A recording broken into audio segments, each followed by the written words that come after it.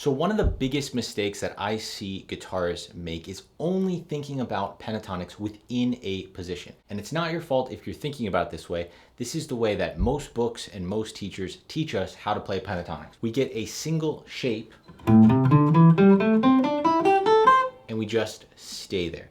Now, we do use pentatonics in position a lot if we're in the blues genre. Today we're going to look at 3 examples from jazz masters and this one shift in how they play it that really makes a difference in how it sounds, how it phrases, how it feels, and actually allows you to play pentatonics a lot faster, a lot easier. If you guys stick around to the end, I will give you a bonus tip here from the great Freddie King and how he uses this idea. So let me show you the first example right now, which is from my hero, George Benson. This is coming from his solo on The Ghetto. So we're playing over this A flat minor, D flat 7.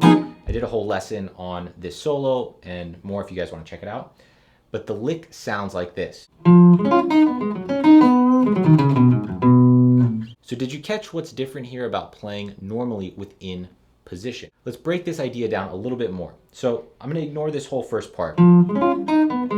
Right here, we're in this A flat minor pentatonic position. But what you'll notice is I didn't play B here. I didn't use my pinky here, and this makes a big difference. So you see I'm just using 1 and 3. Instead of playing B here, as you would if you were playing it in position, we play it down. So we actually have 3 notes on that string. And now you might think that this makes things harder to phrase because now we don't have an even number of notes per string. But actually having the same fingering and allowing us to slide now between some of these blues notes allows our phrasing to be a lot more natural, a lot more vocal, and not as stiff feeling. So a lot of times when intermediate guitarists are playing through their pentatonic positions, it sounds really stiff. It's like, and it's really because you're not playing through this in the way that these masters have figured out works best on guitar. So going through like that. We'll have a bunch more examples. So what would this scale look like if we were playing it in this shifted position? Well, you would start with your 3rd finger on this A flat.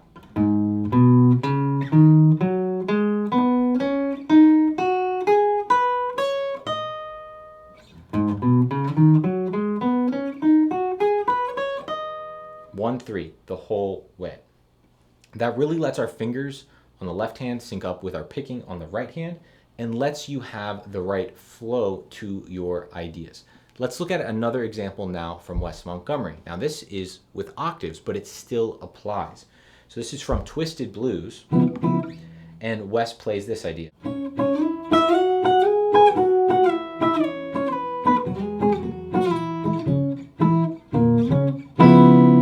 Now I got this idea from our master class with Tim Fitzgerald, which you can check out in Chase's Guitar Academy using his link below. Tim had a lot of great examples about how to play like Wes, and there's a lot more from him and other faculty members if you want to check that out below. But anyways, within this idea, we're playing over basically a G flat 7, and it goes up to G7 briefly, back down to G flat 7. The scale we'd be playing over here would be D flat minor pentatonic. Literally just going up the scale and coming back from D flat.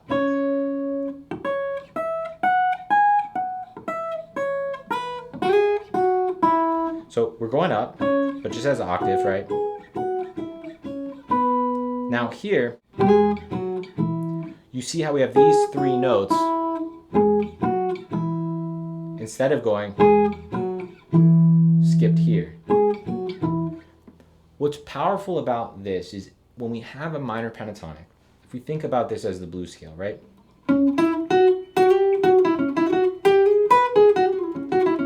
That little blues note, sometimes we want to slide up to it, sometimes we want to slide down. That exists here within this position shift.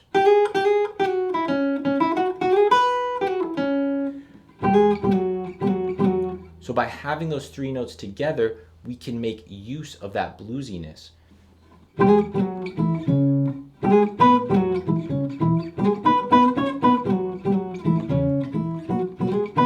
which we don't do if we're playing these stiff, like there's no way to slide between those notes when they exist on different strings. In this third example from Pat Metheny, we're actually taking this from the melody of his tune Cross the Heartland. And it's this very, very nice E minor pentatonic melody, which sounds like this. 3, 4.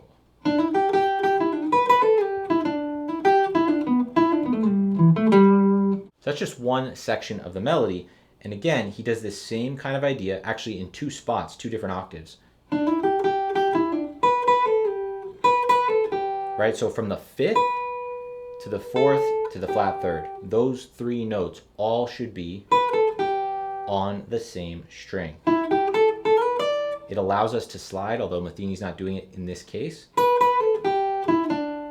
He does it on that ending of that melody part. You see how different it sounds if I had to pick that?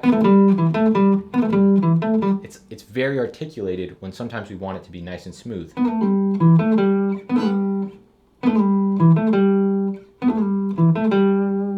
And then finally, our bonus example from the great Freddie King. This is coming from his embellishment of the melody of the Stumble. And he basically plays this scale for us, descending and ascending, note for note, how we would want to think about this. So let me demonstrate that. 1, 2.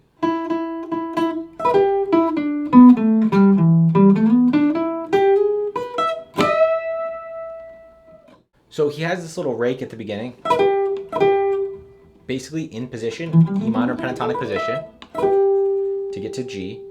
He's walking down the pentatonic. He does not reach for the G right there. He goes down to this G. And when he ascends, he does the same thing in reverse. And this helps him because he doesn't play these as 2 separate notes, A and B. He uses the A to slide into B. So what I hope you guys are understanding here is not that you don't use pentatonics in position. Guys like Joe Bonamassa use pentatonics in position, sequences a ton. But that is one specific way you might use pentatonics. And if that's the only way you're thinking about them and not making use of this diagonal pattern that crosses the whole fretboard, then you're really doing yourself a disservice. We need to have access easily to our full range of the instrument. And the downside of playing in position, while it lets us access some very fast ideas, keeps us limited in the range, right? So if I'm here on the E minor pentatonic position, I'm very much in this spot. If I want to go lower, one way I might do that would be using this.